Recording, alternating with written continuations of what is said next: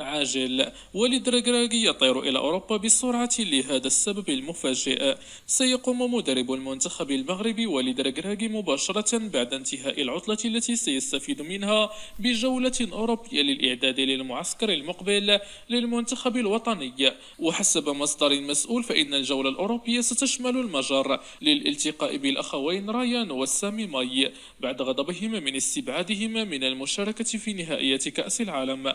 يدرس الناخب الوطني الالتقاء بهما لشرح الأسباب التي دفعته إلى التخلي عنهما في المونديال من أجل شرح موقفه وإطفاء غضبهما لإعادتهما لعارين الأسود.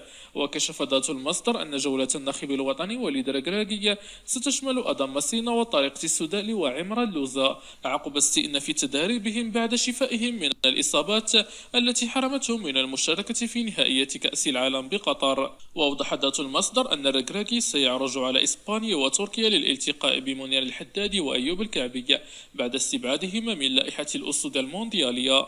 وبعد اختتام جولته الأوروبية سيعود الناخب الوطني وليد ركراكي إلى المغرب لمتابعة كأس العالم للأندية التي ستستضيفها بلادنا في الفترة ما بين الفاتح والحادي عشر من فبراير المقبل، والتي تعرف مشاركة الوداد الرياضي إلى جانب ريال مدريد الإسباني وفلامينغو البرازيلي أوكلاند سيتي نيوزيلندي والساندرا الأمريكي والأهلي المصري والهلال.